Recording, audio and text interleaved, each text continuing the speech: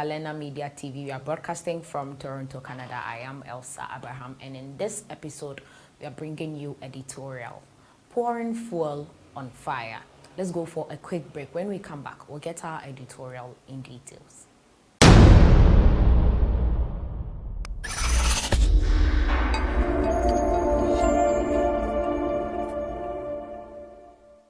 Come back from that short break now. Border tensions between Sudan and Ethiopia further complicates negotiations on the Grand Ethiopian Renaissance Dam. Although Khartoum has repeatedly underlined that negotiations are the best way to resolve outstanding differences over the Grand Ethiopian Renaissance Dam, the JERD, Sudan has also refused to participate further in talks if the methodology remains unchanged, and African Union, the AU, expects attending the talks are not giving more opportunity to help bridge differences between the parties. Sudan has twice withdrawn from the AU-mediated talks called by South Africa, the current chair of the AU, claiming the existing negotiating approach has rendered the talks redundant. The first withdrawal last November resulted in a 6-week hiatus in negotiations. Talks resumed earlier this month with a 6-party ministerial meeting. It was supposed to be followed by trilateral technical talks until Sudan withdrew for a second time. Had Sudan taken a clear stand from the beginning, the situation would have been far better now. It says repeatedly that it is seeking a legally binding agreement, which begs the question why Sudan did not sign the agreement reached last February during the Washington brokered negotiations, said a diplomat speaking on condition of anonymity. In February 2020, Egypt, Ethiopia, and Sudan were scheduled to sign an agreement that had been months in the making. When Ethiopia failed to show up at the signing ceremony, Sudan withheld its signature, saying it would wait until Ethiopia signed the accord. Nadar Nuruddin, professor of soil and water resources at the Faculty of Agriculture, Cairo University, praised Khartoum's recent stand. It has declared that it is no longer willing to prolong these absurd negotiations that have lasted for 10 years and led nowhere, and is asking for a bigger role for international observers, he said. To explain Sudan's position, a series of meetings was held this week with foreign ambassadors in Khartoum, including those of UN Security Council member states.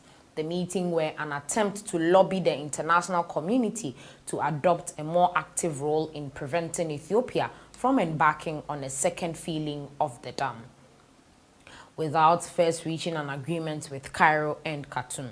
Sudanese Minister of Resources and Irrigation Yasser Abbas explained the reasoning behind Khartoum's diplomatic drive to encourage the international community to shoulder its responsibility to halt Ethiopian threats to the lives of half of Sudan's population in the Blue Nile, according to the weekly news bulletin issued by his ministry.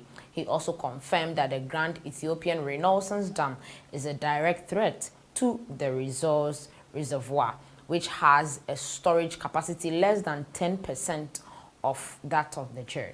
While Abbas stressed that war is not an option, he added that this vicious cycle of discussions to tripartite negotiations cannot be continued indefinitely. He concluded that sending a message to Ethiopia, Sudan will not allow the filling and operation of the dam without a binding legal agreement that guarantees the safety of the dam and the lives of Sudanese citizens. Last week's discussion also included a meeting between Abbas and the ambassador of the Democratic Republic of Congo. Dr. Congo will succeed South Africa as AU chair. In a related development, Egypt's Minister of Irrigation and Water Resources, Mohamed Abdel Ati, blamed the failure of dam negotiations on Ethiopia's transigeance. Meeting with MPs this week, Abdel Ati explained how Addis Ababa's stubbornness had prevented an agreement being concluded during the tripartite negotiations that were first brokered by the US and then by the AU. 4 rounds of meetings have been held under the AU supervision so far, as well as 5 meetings between the ministers of irrigation and foreign affairs of Egypt, Sudan and Ethiopia, but Ethiopia's intransigence led all of the meetings to fail. Abdelati explained to MPs that 97% of Egypt's water comes from outside the country.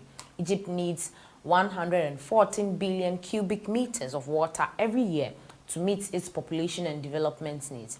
We have 80 cubic meters from local resources, including the Nile and desalination stations, and a further 20 cubic meters from water recycling projects.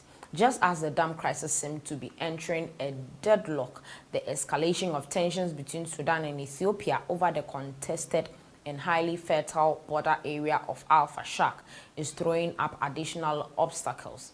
The Sudanese army repelled a missile attack launched by Ethiopia on Abu Teo mountain on Sunday. No injuries were reported, but tensions persist, and Sudan is likely to respond.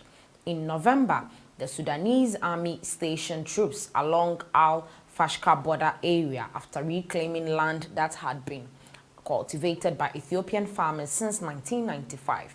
Sudan and Ethiopia formed a joint committee in December to resolve the long-standing dispute over the area, but there are few, if any, signs of progress. Further complicating the picture are reports that an estimated 50,000 Ethiopians have fled the war in the Tigray region and are now housed in refugee camps in eastern Sudan.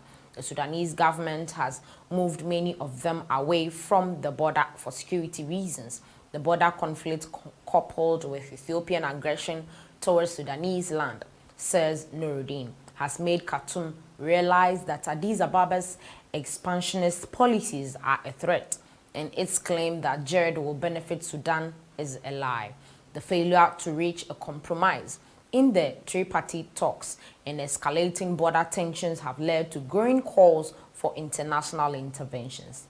The two issues topped UK Foreign Secretary Dominic Raab's agenda during his visit last week to Sudan, Ethiopia and Kenya. Abbas Sharaki, professor of geology and water resources at Cairo University, is far from optimistic that outside attempts to resolve differences between Ethiopia and its two downstream neighbors will bear fruit. Addis Ababa has resisted any foreign mediation except the AU's in the past, and it is unlikely to accept any now, he said. Sharaki holds out some hope that Congo may be able to play a more active role when it starts its chairmanship of the AU next month, though he points out that Egypt has not yet declared whether it will continue with the AU mediator talks or take the issue to the UNSC again, as the now Basin state Congo is aware of the complicities of the dam issue and the water problems Egypt faces, says Nuruddin, and therefore may be in a position to help if Egypt and Sudan do not decide to take the case to the UN. The dam, 15 kilometers from Ethiopian border with Sudan, has been a source of contention between the three countries since construction began in 2011. The first filling of the dam's reservoir took place last summer, despite the absence of a binding agreement, a move that angered Cairo and Khartoum, both of whom saw it as a violation of the Declaration of Principles signed in Sudan in March 2015.